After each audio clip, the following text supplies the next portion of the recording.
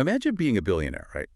Like, you have access to the world's most elite security, private jets, gated mansions. Oh, yeah, like virtually unlimited resources. Exactly. Unlimited. Yet, the only way you can feel safe enough to carry your child is by placing yourself under strict, self-imposed house arrest for 9 months. Right, which sounds crazy on the surface. I mean, you might be listening to this thinking, well, she has bodyguards, so why would she be scared? Yeah, but when you're a teenager and 50 grown men are literally swarming your car, a bodyguard doesn't just, stop the psychological trauma of being hunted. It doesn't. And today we're really looking at the hidden cost of probably the most famous secret pregnancy of the decade. The cameras flashed. The crowd froze. And just like that, Hollywood had a new obsession. Welcome to Starscope Report.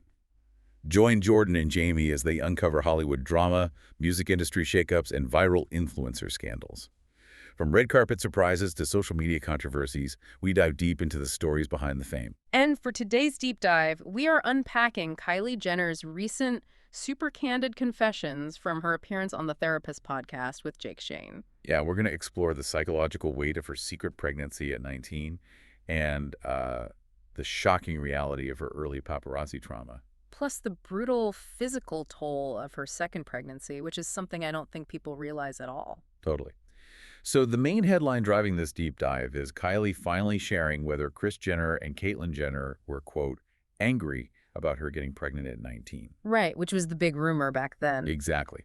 Now, if you follow pop culture even casually, you know the timeline. You know she was 19, dating Travis Scott, and you definitely remember that massive 2017 media blackout. Oh, how could you forget it? It broke the internet. It really did. But what she just revealed completely shifts our understanding of why that blackout actually happened. I mean, to understand her sheer panic at 19, we have to look back at what was happening to her brain and her environment like a decade earlier. Yeah, we have to look at the extreme roots of this fear. Because she was only 9 years old when Keeping Up with the Kardashians started filming. 9. 9 years old. That's fourth grade. That is just wild to think about. He told the podcast host that a camera crew simply appeared in her house one day. And if you think about, childhood cognitive development, her entire understanding of privacy was formed with the camera lens right in the room. She has virtually no memories of a life that wasn't televised. None. And that constant observation mutated into something incredibly toxic by the time she hit her teenage years. Right, because she opened up about her encounters with the paparazzi when she was just 16. And the word she used to describe the treatment was diabolical. Diabolical, which is a heavy word, but you have to look at the mechanics of what she was actually experiencing. At 16, she intentionally did not have a security detail. Which is heartbreaking because the reason she didn't have one was just that she desperately wanted to be a normal teenager. Exactly. She wanted to drive her car alone, see her friends, navigate the world without a parade of guards following her everywhere. But the cost of craving that normalcy was that she was left entirely unprotected. Yeah. I mean, she detailed being literally hunted by groups of 50-year-old men. Grown men. Grown men. They would physically block her car in traffic or in parking lots, but she just couldn't move. Yeah, she was trapped. Trapped. And they would attempt to shoot photographs up her skirt. Yeah. And while she's sitting there, this 16-year-old girl trapped behind the steering wheel just trying to escape, they would scream vile things at her. Just horrifying stuff. Yeah, calling her a quote, effing cell-T, purely to provoke an emotional reaction because a crying photo is more lucrative. It's disgusting. And when you look at the neurology of a developing teenage brain experiencing that level of persistent predatory threat, it's staggering. It completely rewires you. Right. It alters your fundamental sense of safety. The outside world isn't a place of exploration anymore. It becomes a hostile environment you have to defend yourself against. So, fast forward just 3 years.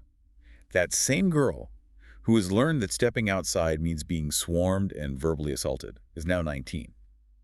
And she discovers she's pregnant. And she admitted on the podcast that she was absolutely freaking out. Terrified.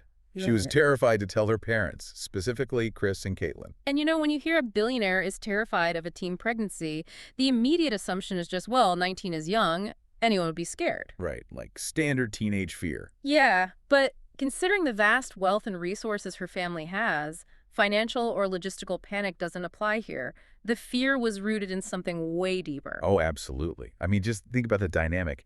You are 19, you're feeling incredibly vulnerable, and you have to walk into the office of Kris Jenner, arguably the most powerful, calculated momager in Hollywood, and say, hey, I'm pregnant. That is terrifying on its own. It is. But we really have to ask, was her fear genuinely about Kris Jenner's anger? Or was it the realization of what this child would be born into? Oh, that's a really good point. It's like a glass fortress. It's exactly a glass fortress. It's essentially like being in witness protection, right? Except the threat isn't the mob, it's the general public. And the only safe house she had ever known was her family's highly publicized empire. She was about to bring a vulnerable infant into the exact same inescapable surveillance state that traumatized her when she was 16. Which reframes the entire narrative. It wasn't just fear of a parental lecture, it was the terror of initiating another human being into that environment. But despite all that intense fear, she had this fierce internal conviction. She knew deep down she wanted this baby, even if she had to raise it completely alone. Which is a Oh, totally. She survived telling her parents, but the hardest part was yet to come. And honestly, that's not even the wildest part of her journey to motherhood. No, it's not. Because of that severe childhood trauma we just talked about and that intense fear of public scrutiny, she made a drastic decision. She vanished. She completely vanished from the public eye. Yeah, we all remember the 2017 hiatus. She refused to leave her house for months just to protect herself and her mental well-being.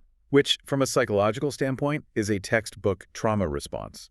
When the external environment is a relentless physical threat, like those grown men blocking her car, the primal instinct is to retreat to the only controlled environment you have. Wait, looking back at how the media reacted in 2018, everyone framed that hiatus as this ultimate PR victory, right? Like she beat the media by hiding. Right, everyone was calling her a genius. Yeah. But did she really win by hiding? Or did the paparazzi effectively force a pregnant teenager into solitary confinement just so she could feel safe? Wow. Yeah, when you put it like that, it's not a victory at all. The paparazzi forced her into hiding. She was essentially under self-imposed house arrest just to avoid being harassed. Exactly. Is it a victory if the cost is your own freedom of movement? It's so suffocating to think about, and you really see the weight of that when February 2018 rolled around. She shatters the internet with a To Our Daughter YouTube video officially announcing Stormi's birth. Oh, I remember exactly where I was when that video dropped. Same. But she revealed that immediately after posting that video, she sobbed hysterically for 3 hours. 3 hours of just uncontrollable crying. Yeah. The psychological burden of hiding such a massive secret from the world was finally lifted. That's a visceral image, isn't it? A billionaire mogul reduced to a 19-year-old girl sobbing purely out of relief. After 9 months of hypervigilance, the sudden drop in adrenaline can literally make your body just weep.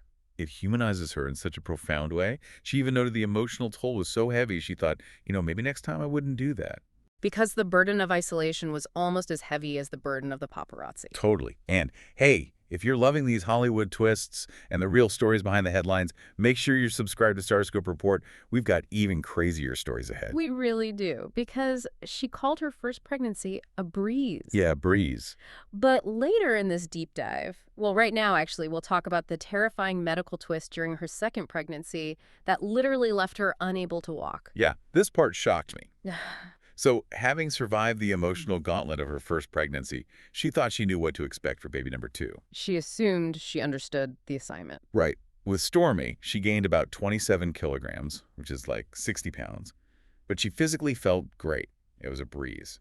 So fast forward to 2022, pregnant with her son, Aire. She went into it in the best shape of her life. Exactly. But at just 12 weeks in, she woke up unable to walk. 12 weeks. That is so early in a pregnancy to be immobilized. It's terrifying. She suffered from severe sciatica and chronic lower back pain. And sciatica is no joke. It's not just a generic backache. The sciatic nerve runs from your lower back down each leg, and when it gets compressed, it's like a searing electric shock every time you try to move. And the worst part is, she revealed this pain lasted for 3.5 years. 3.5 years of chronic nerve pain. Yeah. It only recently started to get better. But that wasn't even the most frightening part. Terrifyingly, she was 3 centimeters dilated for 1.5 to 2 months. Oh my gosh. Medically speaking, that is a highly precarious state to be in. She said she felt like the baby was literally falling out of her. Because the cervix is supposed to stay closed until the very end. Being 3 centimeters dilated for months means you are in a constant ticking clock scenario for premature labor. Right, which forced her doctors to put her on strict bed rest. And on top of all of that fear, she had horrible nausea. And her survival tactic for this is honestly the most relatable thing ever. Oh, I know what you're going to say. To combat the nausea, she ate a pint of ice cream every single night. A pint a night. Every night. Which ultimately led to her gaining 29 kilograms, about 64 pounds. But hey, whatever gets you through it. Exactly. I find that extremely relatable, honestly. But it also points out this ultimate equalizer of biology. What do you mean? Well, we spend so much time looking at her billionaire wealth, right? The private jets, the world-class security. But nature doesn't care about your net worth. That is so true. No amount of money can negotiate with biology. None. You can't buy your way out of a crushed sciatic nerve or a dilating cervix. In that bed, she was just a mother terrified for her child. Gravity's going to do what gravity does no matter who you are. Exactly. But she survived it. And fast forward to today, Kylie is 28, she's dating actor Timothée Chalamet, and she's just living her life. She really reached that milestone she visualized back when she was 19. Oh, right. She mentioned that she had visually manifested this exact scenario.